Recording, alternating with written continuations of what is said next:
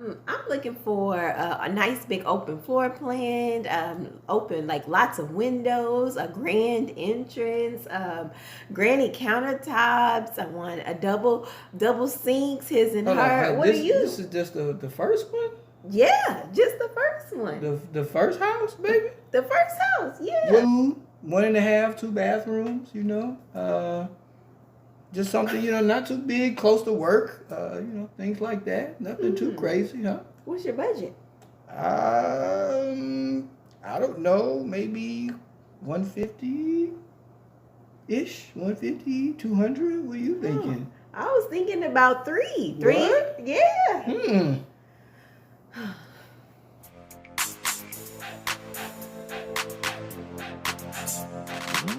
Happy Friday! What's going on, y'all? It's Nick here with Shalicia, and we're with F.O.F, Financial Coaching LLC, and we're here today to talk about what else? Money. Hope you all having a great day today. This right here is the first Friday of the new year. Praise the Lord. We made it into another year, 2021. Yep.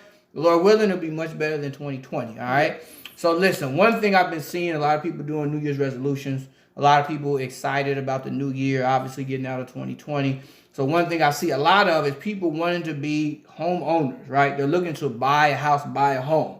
And so I think it was probably, 5 years ago or so when we bought our first home. And so there were some things in buying a first home that we hope to share with you all that will help you all when you're looking to get your first home. Because I'm not going to say they're necessarily mistakes, but... And some of them was mistakes. Some of them was a little bit of mistakes. Learning experience. Learning experiences. Right.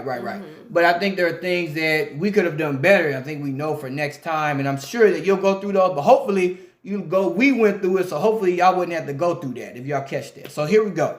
So, honey, what would you say was kind of the first thing that you looked at that you were like, maybe we could have did better, or something that really caught you when we were looking to get our home for the first time? First off, I really wasn't thinking about getting a home.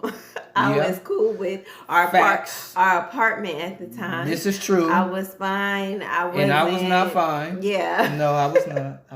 It was nothing wrong with it. I was good. But anyways, so we moved. We had all your stuff. She moved into my apartment. Yeah. We had all her stuff just piled in the front room. It was like, we need to. It was not that bad. It was bad. Yes, it was. He is making it seem we could hardly walk in there. No, it's not. Whatever. You just wanted a house. It was okay. It's okay. He forced me into getting a house, y'all. No. Whatever. But anyway, go ahead. My experience stemmed from, childhood. When you're growing up, you see houses that you might want. You be like, oh, I want that house. I'm going to live right here when I grow up, or different things like that. So you have a picture painted in your mind of the house that you want and the finishes and all of that. Well, reality came when we started actually looking like, oh, girl, that price range is maybe not right now. Right.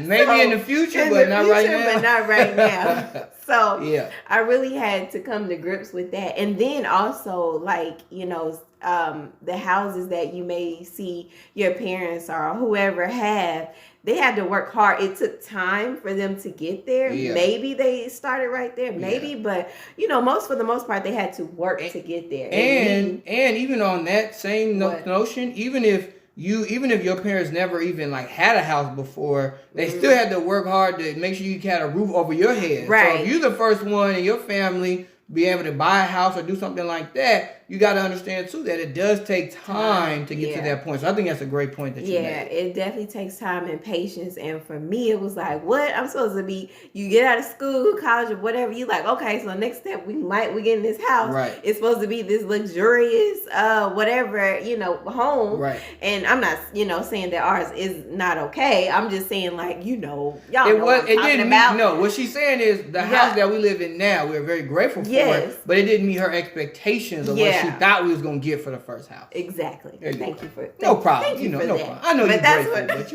we've discussed it. It's okay. Whatever. I'm not mad. I don't feel like I didn't do something right because I didn't get you the house of your dreams. No. It's all right. Y'all can comment, let us know what you think as far as that goes. but I'm okay with it, so you're not gonna hurt my feelings. Oh my goodness. But yeah, so that was just my thoughts, I guess, overall. Just that high expectation versus reality, you know, of what is within your budget, what it's just, you know. Right, because it goes down to what you can afford, right? And so I think that right there is a big portion of this main tip we want to make, and this is tip number 1, is that get a house that you can afford, and not just only afford, but honey, you say it best all the time, you should get it with a house you can afford, but based off of what? One income. Just one. If you are married, yes.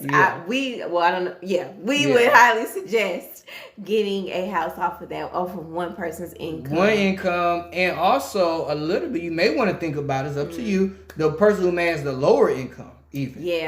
You know, just for the first house. This is not forever, it's not all the time, but even the one who has the lower one. A good rule of thumb is that whatever your monthly payment is, you want it to be the 25% of the gross that you make every month.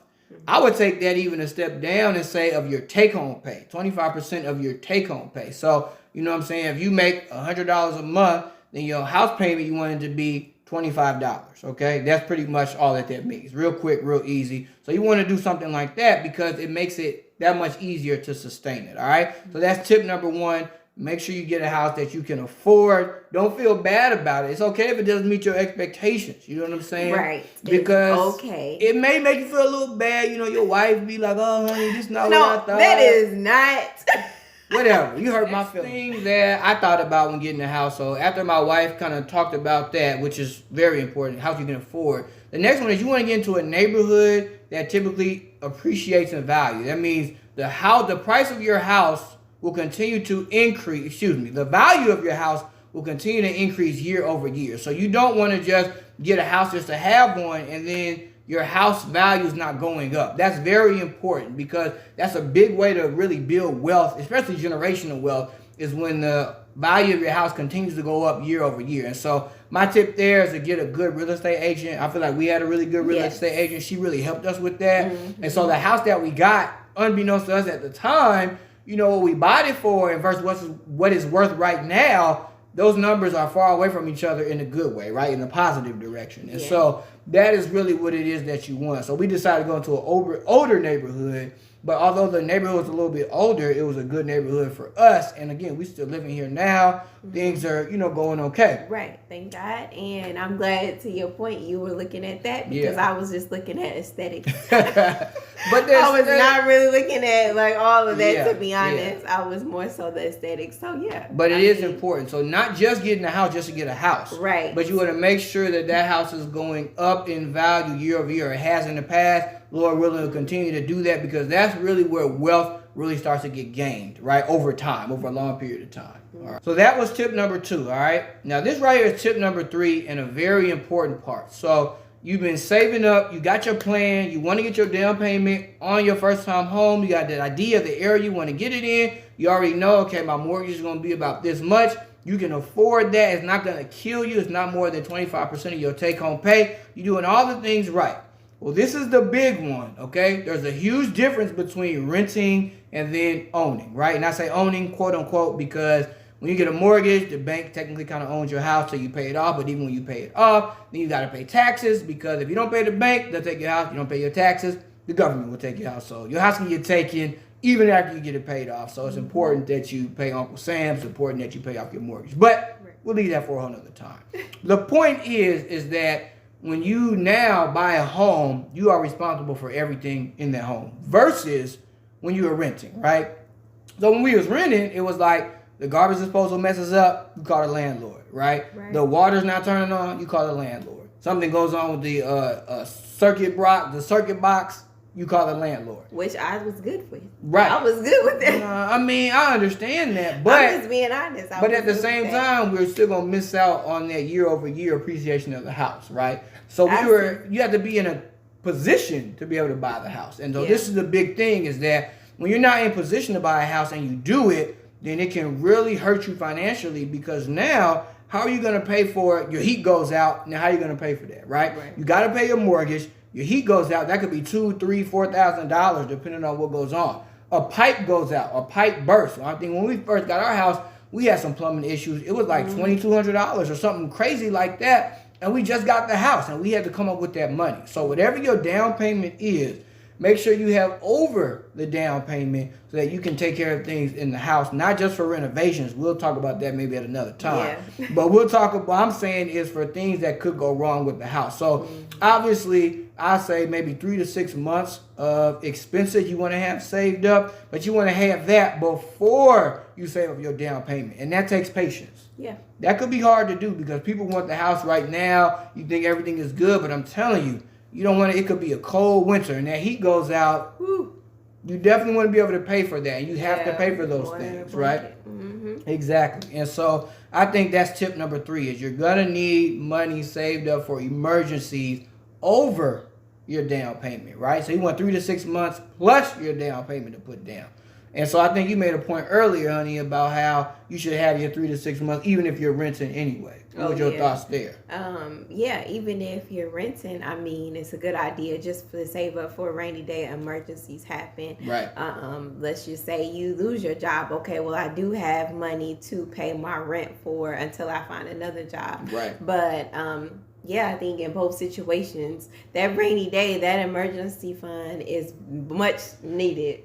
Much needed. And I'm not just saying this just because of a good rule of thumb, but we was there. Like we was there where it was like, oh man, we gotta put this down, and then we had to pay this and this to get those things fixed too. Yeah. It was like, sheesh. And then having the house within 5 years, I mean, we probably spent a good amount of money within these 5 years to do things. This is not even stuff that we wanted. This was because things broke down, like, you know, to get things fixed. And so it's very important. And now when renting, like you said, you want to have it, you're out of debt, and you want to have that 3 to 6 months saved up when you're renting. And that's good because if something happens, you can pay your rent, you still be able to live to fight another day. Right. But with a house, it's like you got to pay your mortgage plus whatever breaks down. Yeah. So the responsibility is greater when having the house. Although it builds wealth, although it's a great thing, I feel like there's a time and a place to get a house when you're financially there. Don't rush it. Take your time. Don't rush it. Just take your time. It's okay. Take your time, plan it out, and I think you can get there. We hope that you do. But remember,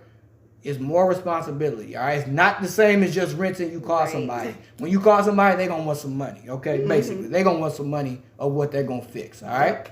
And that right there was 3 tips for the first-time home buyers. We hope that you guys enjoyed those tips. We hope they're helpful. We hope that your plan for this year, if you are trying to buy a home, that you get it and you take some of the things that we said into consideration. Because like I said, it definitely happened to us. Thank God that we were able to pull through it, that we made some good decisions. You know what I'm saying? But at the same time, again, it can happen to anybody. And while you have the house, things can happen, you know, anytime. Yeah. You know, you never know. And so with that right there, hope that y'all enjoy. You're getting your new year started off right. And of course, Happy Friday!